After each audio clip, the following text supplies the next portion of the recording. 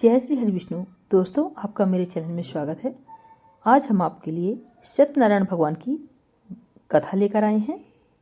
एक समय की बात है, योगी राज नारद जी दूसरों के हित की इच्छा लिए अनेक लोगों में घूमते हुए मृत्युलोक में आ पहुंचे। यहाँ उन्होंने अनेक योनियों में जन्मे प्राय सभी मनुष्यों को अपने कर्मों द्वारा अनेक दुखों से पीड़ित देखा। उनका दुख देख नारद जी सोचने लगे कि कैसा यत्न किया जाए जिसके करने से निश्चित रूप से मानव के दुखों का अंत हो जाए। इसी विचार पर मनन करते हुए वह विष्णुलोक में गए। वहां वह देवों के ईश नारायण की स्तुति करने लगे, जिनके हाथों में शंख, चक्र, गदा और पद्म थे, गले में वरमाला पहने हुए थे। स्तुत करते हुए नारद जी बोले, हे भगवान, आप अत्यंत शक्ति से संपन्न हैं। मन तथा वाणी भी आपको नहीं पा सकती हैं। आपका आदि, मध्य तथा अंत नहीं है। निर्गुण स्वरूप सृष्टि के कारण भक्तों के दुख को दूर करने वाले हैं। आपको मेरा नमस्कार है। नारद जी की स्तुति सुन विष्णु भगवान बोले, हे मुनिश्रेष्ठ, आपके मन में क्या बात है? आप किस काम के लिए पधारे हैं, उसे निसंकोच कहो। इस पर नारद मुनि बोले कि मृत्युलोक में अनेक योनियों में जन्मे मनुष्य अपने पापों, अपने कर्मों के द्वारा अनेक दुख से दुखी हो रहे हैं। हे नाथ, आप मुझ पर दया रखते हैं तो बताइए कि वो मनुष्य थोड़े प्रयास से ही अपने दुखों से कैसे छुटकारा पा सकते हैं। श्री हरि बोले, हे नारद, मनुष्यों की भलाई के लिए तुमने बहुत अच्छी बात पूछी है। जिसके करने से मनुष्य मोह से छूट जाता है, वह बात मैं कहता हूँ, उसे सुनो। स्वर्गलोक व मृत्युलोक दोनों में एक दुर्लभ उत्तम व्रत है जो पुण्य देने वाला है। आज प्रेम बस होकर मैं उसे तुमसे कहता हूँ। श्री सत्यनारायण भगवान का यह व्रत अच्छी तरह विधान पूर्वक करके मनुष्य तुरंत ही यहाँ सुख भोग कर मरने पर मोक्ष पाता है। श्री हरि के वचन सुन नारद जी बोले कि उस व्रत का फल क्या है और उसका विधान क्या है। यह व्रत किसने किया था? इस व्रत को किस दिन करना चाहिए? सभी कुछ विस्तार से बताएं। नारद की बात सुनकर श्री हरि बोले, दुख व शोक को दूर करने वाला है, सभी स्थानों पर विजय दिलाने वाला है। मानव को श्रद्धा व भक्ति व श्रद्धा के साथ शाम को श्री सत्यनारायण की पूजा धर्म प्राण होकर ब्राह्मणों व बंधुओं के साथ करनी चाहिए। भक्ति भाव से ही नैवेद्य, केले का फल, घी, दूध और गेहूं का आटा, सवाया ले गेहूं के स्थान पर साठी का आटा, शक्कर तथा गुड़ लेकर वह सभी भक्षण योग्य पदार्थों को मिलाकर भगवान का भोग लगाएं। ब्राह्मणों सहित बंधु बांधवों को भी भोजन करावें। उसके बाद स्वयं भोजन करें। भजन कीर्तन के साथ भगवान की भक्ति में लीन हो जाएं। इस तरह से सत्यनारायण भगवान का यह व्रत करने पर मनुष्य की सारी इच्छाएं निश्चित रूप से पूरी होती हैं। इस कलिकाल अर्थात कलयुग में मृत्युलोक में मोक्ष का यही एक सरल उपाय बताया गया है। शीत सत्यनारायण व्रत कथा पहला अध्याय संपूर्ण। सूत जी बोले, हे ऋषियों, जिसने पहले समय में इस व्रत को किया था उसका इतिहास कहता हूँ, ध्यान से सुनो। सुंदर काशीपुरी नगरी में एक अत्यंत निर्धन ब्राह्मण रहता था। भूख प्यास से परेशान वह धरती पर घूमता रहता था। ब्राह्मणों से प्रेम करने वाले भगवान ने एक दिन ब्राह्मण का वेश धारण करके उसके पास जाकर पूछा, हे विप्र, नित्य दुखी होकर तुम पृथ्वी पर क्यों घूमते हो? दीन ब्राह्मण बोला, मैं निर्धन ब्राह्मण हूँ, भिक्षा के लिए धरती पर घूमता हूँ। हे भगवान, यदि आप इसका कोई उपाय जानते हो तो बतलाइए। वृद्ध ब्राह्मण कहता है कि सत्यनारायण भगवान मनोवांछित फल देने वाले हैं, इसलिए तुम उनका पूजन करो। इसे करने से मनुष्य सभी दुखों से मुक्त हो जाता है। वृद्ध ब्राह्मण बनकर आए सत्यनारायण भगवान उस निर्धन ब्राह्मण को व्रत का सारा विधान बताकर अंतर्धान हो गए। ब्राह्मण मन ही मन सोचने लगा कि जिस व्रत को वृद्ध ब्राह्मण करने को यह कह गया है, मैं इसे जरूर करूंगा। यह निश्चय करने के बाद उसे रात में नींद नहीं आई। वह सवेरे उठकर सत्यनारायण भगवान के व्रत का निश्चय कर भिक्षा के लिए चला गया। उस दिन निर्धन ब्राह्मण को भिक्षा में बहुत धन मिला, जिससे उसने बंधु बांधवों के साथ मिलकर श्री सत्यनारायण भगवान का व्रत संपन्न किया। भगवान सत्यनारायण का व्रत करने के बाद वह निर्धन ब्राह्मण सभी दुखों से छूट गया और अनेक प्रकार की संपत्तियों से युक्त हो गया। उसी समय से ब्राह्मण हर माह इस व्रत को करने लगा। इस तरह सत्यनारायण भगवान के व्रत को जो मनुष्य करेगा वह सभी प्रकार के पापों से छूटकर मोक्ष को प्राप्त होगा। जो मनुष्य इस व्रत को करेगा वह भी सभी दुखों से मुक्त हो जाएगा। सूत जी बोले कि इस तरह से नारद जी से नारायण जी का कहा हुआ श्री सत्यनारायण व्रत को मैंने तुमसे कहा। हे विप्रो, मैं अब और क्या कहूँ? ऋषि बोले, हे मुनिवर, संसार में उस विप्र को से सुनकर और किस किसने व्रत को किया, हम सब यह व्रत को सुनना चाहते हैं। इसके लिए हमारे मन में श्रद्धा का भाव है। सूत जी बोले, हे मुनियो, जिसने इस व्रत को किया है वे सब सुनो। एक समय वही विप्र धन व ईश्वर के अनुसार अपने बंधु बांधवों के साथ इस व्रत को करने को तैयार हुआ। उसी समय एक लकड़ी को बेचने वाला बूढ़ा आदमी आया और लकड़ियां बाहर रखकर अंदर ब्राह्मण के घर में गया। प्यास से दुखी वह लकड़हारा उनको व्रत करते देख विप्र को नमस्कार कर पूछने लगा कि आप यह क्या कर रहे हैं। तो उन्होंने बताया कि व्रत कर रहा हूँ तथा इसे करने से क्या फल मिलेगा, कृपया मुझे भी बताएं। ब्राह्मण ने कहा कि सब मनोकामनाओं को पूरा करने वाला यह सत्यनारायण भगवान का व्रत है। इनकी कृपा से ही मेरे घर में धन धान आदि की वृद्धि हुई है। विप्र से सत्यनारायण व्रत के बारे में जानकर लकड़हारा बहुत प्रसन्न हुआ। चरणामृत लेकर वह प्रसाद खाने के बाद वह अपने घर गया। लकड़हारे ने अपने मन में संकल्प किया कि आज लकड़ी बेचने से जो धन मिलेगा उसे श्री सत्यनारायण भगवान का उत्तम व्रत करूंगा। मन में इस विचार को ले बूढ़ा आदमी सिर पर लकड़ियां रख उस नगर में बेचने गया जहां धनी लोग ज्यादा रहते थे। उस नगर में उसे अपनी लकड़ियां का दाम पहले से 4 गुना अधिक मिलता है। बूढ़ा प्रसन्नता के साथ दाम लेकर केले, शक्कर, घी, दूध, दही और गेहूं का आटा ले और सत्यनारायण भगवान के व्रत की अन्य सामग्रियां लेकर अपने घर गया। वहां उसने अपने बंधु बांधवों को बुलाकर विधि विधान से सत्यनारायण भगवान का पूजन और व्रत किया। इस व्रत के प्रभाव से वह बूढ़ा लकड़हारा धन पुत्र आदि से युक्त होकर संसार के समस्त दुख सुख भोग और अंत काल में वैकुंठ धाम चला गया। सत्यनारायण व्रत का दूसरा अध्याय समाप्त। बोलिए सत्यनारायण भगवान की जय। सत्यनारायण भगवान की व्रत कथा का तीसरा अध्याय। सूत जी बोले, हे श्रेष्ठ मुनियों, अब आगे की कथा कहता हूँ। पहले समय में उल्लकामुख नाम का एक बुद्धिमान राजा था। वह सत्यवक्ता और जितेंद्रिय था। प्रतिदिन देव स्थानों पर जाता और निर्धनों को धन देकर उनके कष्ट दूर करता था। उसकी पत्नी कमल के समान मुख वाली तथा सती साध्वी थी।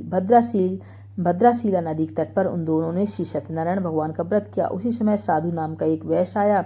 उसके पास व्यापार करने के लिए बहुत सा धन भी था। राजा को व्रत देखकर वह विनय के साथ पूछने लगा, हे राजन, भक्ति भाव से पूर्ण होकर आप यह क्या कर रहे हो? मैं सुनने की इच्छा रखता हूँ, तो आप मुझे बताइए। राजा बोला, हे साधु, अपने बंधु बांधवों के साथ पुत्रादि की प्राप्ति के लिए एक महाशक्तिमान श्री सत्यनारायण भगवान का व्रत व पूजन कर रहा हूँ। राजा के वचन सुन साधु आदर से बोला, हे राजन, मुझे इस व्रत का सारा विधान कहिए।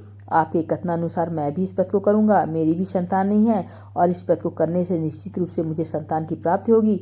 राजा से व्रत का सारा विधान सुन व्यापार से निवृत्त हो वह अपने घर गया।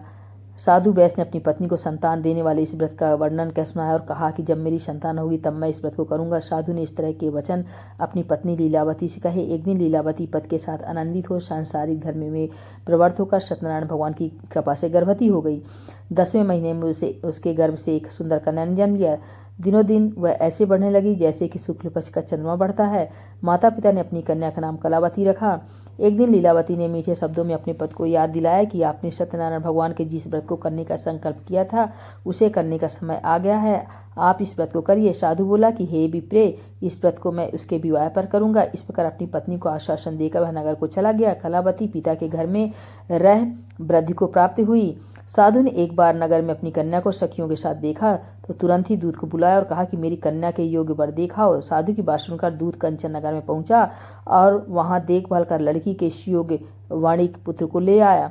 सुयोग लड़के को देख साधु ने बंधु बांधवों को बुलाकर अपनी पुत्री का विवाह कर दिया। लेकिन दुर्भाग्य की बात कि साधु ने अभी भी सत्यनारायण भगवान का व्रत पूरा नहीं किया। इस पर श्री भगवान क्रोधित हो गए और श्राप दिया कि साधु को अत्यधिक दुख मिले।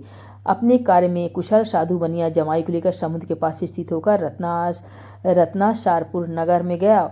वहां जाकर दामाद ससुर दोनों मिलकर चंद्रकेतु राजा के नगर में व्यापार करने लगे। एक दिन भगवान सत्यनारायण की माया से एक चोर राजा का धन चुराकर भाग रहा था। उसने राजा के सिपाहियों को अपना पीछा करते देख चुराया हुआ धन वहां रख दिया जहां साधु अपने जमाई के साथ ठहरा हुआ था। राजा के सिपाहियों ने साधु वैश्य के पास राजा का धन पड़ा देखा तो वह ससुर जमाई दोनों को बांधकर प्रसन्नता से राजा के पास ले गया और कहा कि उन दोनों चोर हम पकड़ लाए हैं, आप आगे की कार्यवाही की आज्ञा दें। राजा की आज्ञा से उन दोनों को कठिन कारावास में डाल दिया गया और उनका सारा धन भी उनसे छीन लिया गया। ऐसी सत्यनारायण भगवान से साप से साधु की पत्नी भी बहुत दुखी हुई। घर में जो धन रखा था उसे चोर चुरा ले गए।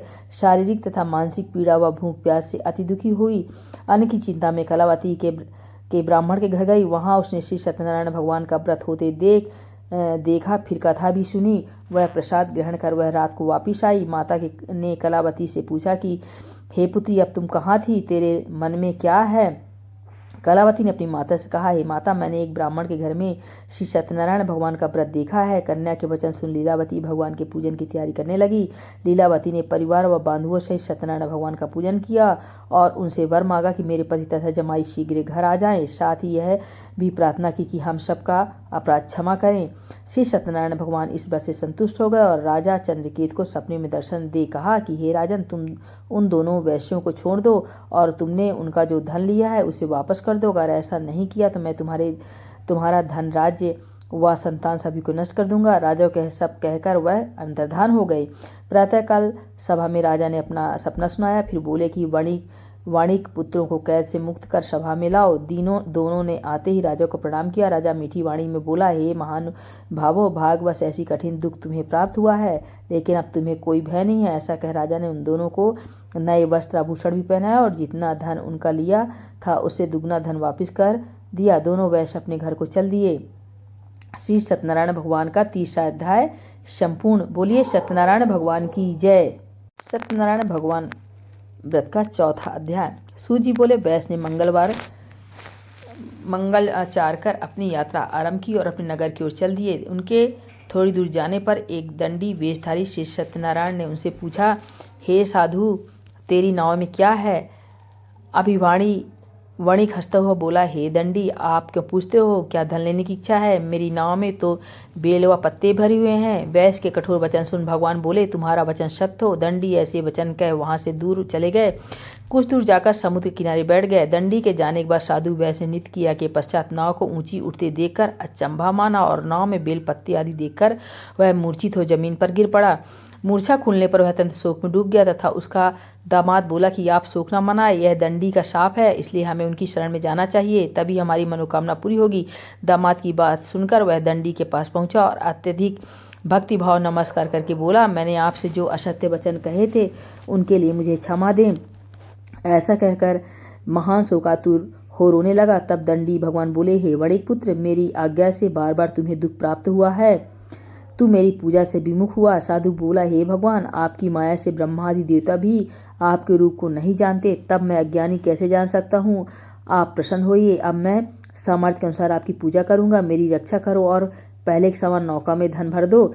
साधु वैश्य के भक्तिपूर्वक वचन सुनकर भगवान प्रसन्न हो गए और उसकी इच्छा अनुसार वरदान देकर अंतर्धान हो गए। ससुर जमाई जब नाव पर आए तो नाव धन से भरी हुई थी। फिर वही अपने अन्य साथियों के साथ सत्यनारायण भगवान का पूजन कर अपने नगर को चल दिए। जब नगर के नजदीक पहुंचे तो दूत को घर खबर करने के लिए भेज दिया। दूत साधु की पत्नी को प्रणाम कर कहता है कि मालिक अपने दामाद सहित नगर के निकट आ गए हैं। दूत की बात सुन साधु की पत्नी लीलावती ने बड़े हर्ष के साथ सत्यनारायण भगवान का पूजन कर अपनी पुत्री कलावती से कहा कि मैं अपने पति के दर्शन को जाती हूँ, तू कार्य पूर्ण कर, शीघ्र आ जा। माता कैसे वचन सुन कलावती जल्दी में प्रसाद छोड़ अपने पिता पति के पास चली गई। प्रसाद की अवज्ञा के कारण श्री सत्यनारायण भगवान रुष्ट हो गए और नाव सहित उसके पति को पानी में डुबो दिया। कलावती अपने पति को वहां ना पाकर रोती हुई जमीन पर गिर गई। नौका को डूबा हुआ देख व कन्या को रोता देख साधु दुखी होकर बोला कि हे प्रभु, मुझसे तो मेरे परिवार से जो भूल हुई उसे क्षमा करें। साधु के दीन वचन सुनकर श्री सत्यनारायण भगवान प्रसन्न हो गए और आकाशवाणी हुई, हे साधु, तेरी कन्या मेरे प्रसाद कर छोड़कर आई है, इसलिए उसका पति अदृश्य हो गया है। यदि वह घर जाकर प्रसाद खाकर लौटती है तो इसे इसका पति अवश्य मिलेगा। ऐसी आकाशवाणी सुन कलावती घर पहुंचकर प्रसाद खाती है और फिर आकर अपने पति के दर्शन करती है। उसके बाद साधु अपने बंधु बांधवों सहित श्री सत्यनारायण भगवान का विधि विधान से पूजन करता है। इस लोक का सुख भोग वह अंत में स्वर्ग को जाता है। इति सत्यनारायण भगवान व्रत कथा 4था अध्याय संपूर्ण। बोलिए सत्यनारायण भगवान की जय। सत्यनारायण भगवान की व्रत कथा का 5वां अध्याय। सूत जी बोले, हे ऋषियों, मैं और भी एक कथा सुनाता हूँ, उसे भी ध्यानपूर्वक सुनो। प्रजा पालन में लीन तुंगध्वज नाम का एक राजा था। उसने भी भगवान का प्रसाद त्याग कर बहुत ही दुख सहन किया। एक बार वन में जाकर वन पशुओं को मारकर वह बड़ पेड़ के नीचे आया। वहां उसने ग्वालों को भक्ति भाव से अपने बंधुओं सहित सत्यनारायण भगवान का पूजन करते देखा। अभिमान बस राजा ने उन्हें देखकर भी पूजा स्थान में नहीं गया और ना ही उसने भगवान को नमस्कार किया। ग्वाला ने राजा को प्रसाद दिया, लेकिन उसने वह प्रसाद भी नहीं खाया और प्रसाद को वहीं छोड़कर अपने नगर को चला गया। जब वह नगर में पहुंचा तो वहां सब कुछ तहस नहस हुआ पाया। तो वह शीघ्र ही समझ गया कि ऐसा भगवान ने ही किया है। वह दोबारा ग्वालों के पास पहुंचा और विधि पूर्वक पूजन कर के प्रसाद खाया तो श्री सत्यनारायण भगवान की कृपा से सब कुछ पहले जैसा हो गया। दीर्घ काल तक सुख भोगने के बाद मरणोपरांत उसे स्वर्गलोक की प्राप्ति हुई। जो मनुष्य परम दुर्लभ इस पद को करेगा तो भगवान सत्यनारायण के अनुकंपा से उसे धन धान की प्राप्ति होगी। निर्धन धनी हो जाता है और भय मुक्त हो जीवन जीता है। संतानहीन मनुष्य को संतान सुख मिलता है और सारे मनोरथ पूर्ण होने पर मानव अंतकाल में बैकुंठ धाम को जाता है। सूत जी बोले, जिन्होंने पहले इस व्रत को किया है अब उनके दूसरे जन्म की कथा कहता हूँ। वृद्ध सतानंद ब्राह्मण ने सुदामा का जन्म लेकर मोक्ष की प्राप्ति की। लकड़हारे ने अगले जन्म में निषाद बनकर मोक्ष प्राप्त किया। उल्कामुख नाम का राजा दशरथ होकर बैकुंठ गए। साधु नाम के वैश्य ने मोरध्वज बनकर अपने पुत्र को आरिस चीर कर मोक्ष पाया। महाराज तुंगध्वज ने स्वयंभू होकर भगवान में भक्तियुक्त हो कर्म कर मोक्ष पाया। श्री सत्यनारायण भगवान व्रत कथा का 5वां अध्याय संपूर्ण। बोलिए श्री सत्यनारायण भगवान की जय।